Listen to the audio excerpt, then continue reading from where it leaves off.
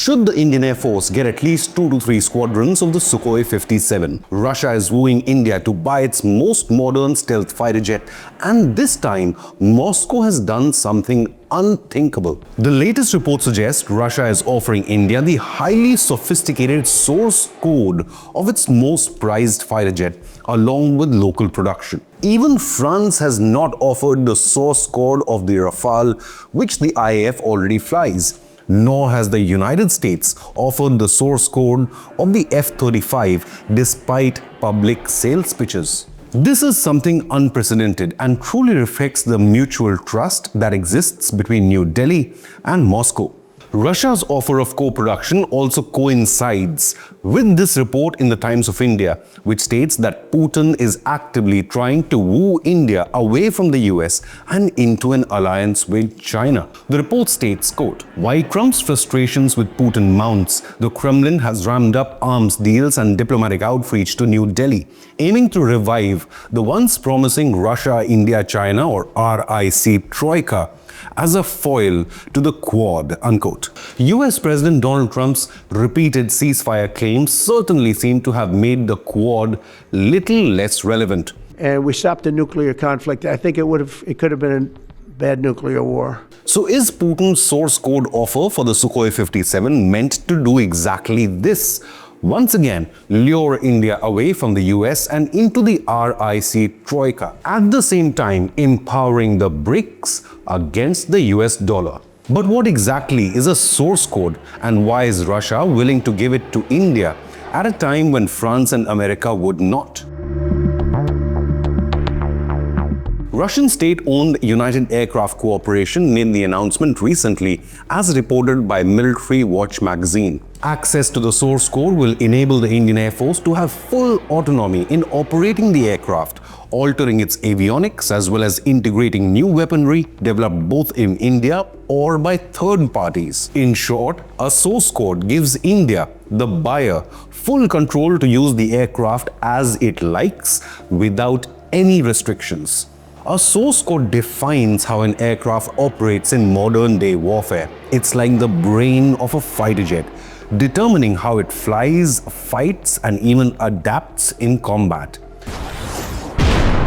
With the source code, the Indian Air Force can integrate Indian missiles like the BrahMos or Astra or even Rudram on this aircraft, something which is not even possible on the Rafale as of now. The Indian military is adamant any new fighter jet deal under either the 114 MRFA or a government-to-government deal must fully include two critical aspects. Firstly, full tech transfer along with the source code, and secondly, manufacturing in India to ensure supply chain security. So far, India has not endorsed either the Su57 or the F-35 as the government quietly backs the indigenous development of the AMCA stealth fighter to have strategic autonomy.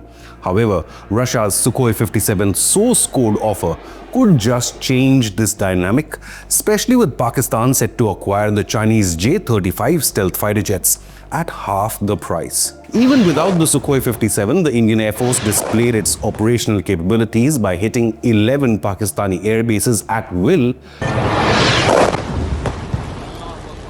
So the need of a stealth fighter jet is more crucial on the China front rather than the Pakistan front. Earlier this year, the Su57 grabbed all the headlines, even outshining the F-35 Lightning as it made its debut at Asia's largest air show, the Aero India 2025, coinciding with Putin's first Su57 offer to India. Rosboron Export CEO Alexander Mikheyev stated, quote, "Rosboron Export offers comprehensive development of cooperation of the Su57E project. Our proposals include the supply of the finished aircraft, the organization of their joint production in India, and assistance in the development of an Indian fifth-generation fighter," unquote. Russia proposed to localize the manufacture of the stealth aircraft in India in partnership with the HAL, which already co-produces the Sukhoi 30s.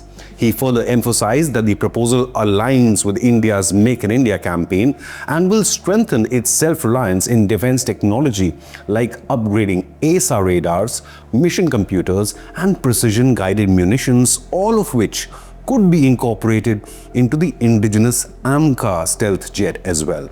Now, Moscow is also upgrading the avionics and diverse technologies of its Sukhoi 57 Felon. Russia is reportedly arming its own Su-57 fighters with air-launched mini-swarm drones for capabilities ranging from reconnaissance to electronic warfare and attack roads. A report back in 2023 had claimed that fighter jets will be carrying these miniature unmanned aerial vehicles externally to penetrate enemy air defenses efficiently.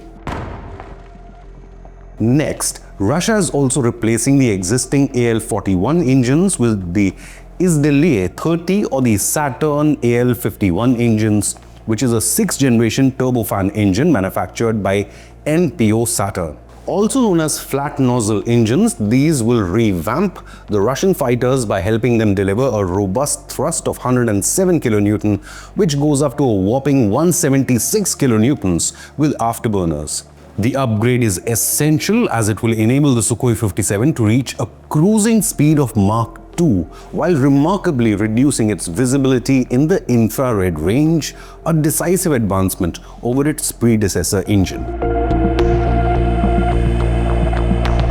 On the other end of the spectrum lies the Lockheed Martin F-35 stealth fighter, which is considered the world's most advanced fighter jet. It was offered to India by US President Donald Trump himself and then later by Vice President J.D. Vance. Billions of dollars were also paving the way to ultimately provide India with the F-35. However, what could prove to be tricky for India is that the F-35 program is tightly controlled, with full source code access denied to even closest US allies, including the UK and Australia. Moreover, the price consideration is also a big concern. The American F-35 comes in 3 variants: F-35A with conventional takeoff and landing, F-35B with short takeoff and vertical landing, and F-35C, which is carrier-based. Considering the F-35A for India, which is the most suitable due to its land-based operations, will have a flyaway cost of approximately $82.5 million per unit. The effective cost will rise to $100 to $110 million if other expenses like training, spare parts, and support equipment are also included. As of 2023, the F-35's operating cost was $33,000 per flight hour when a 40-year life cycle cost is kept in mind. Now, in contrast to the American F-35, the Sukhoi 57 is significantly cheaper, with an estimated unit cost of $35 to $40 million, or nearly half the price of an F-35. However, the F-35 Lightning is a proven warbird, with Israel regularly using it to penetrate air defenses of Iran, Lebanon, and even Syria. But the Lightning is not a very reliable fighter. There have been 31 reported crashes of America's most prized fighter jet. Operating it, that too without the source code, could be a very costly proposition. Russia too has been using its Sukhoi 57 in the Ukraine conflict, but reportedly most missions have been long-range standoff missions for precision strikes. So we can't really be sure whether it can beat the most advanced Western air defenses. So the big question is, will India accept the Russian Su-57 offer and use it to further enhance its own flagship AMCA project? At the moment, the Indian Air Force seems set on fully backing the indigenous AMCA development by 2035 rather than buying a foreign fighter jet. But with even a bankrupt neighbor like Pakistan adding Chinese stealth fighter jets to its fleet, can India afford to put all its eggs in just the AMCA basket? Russia's Su-57 offer checks all the boxes to meet India's immediate defense needs. The biggest objection will come from America, which wants India to reduce dependence on Russian weapon systems. But neither have Tejas jet engines arrived on time from America, nor has the Apache.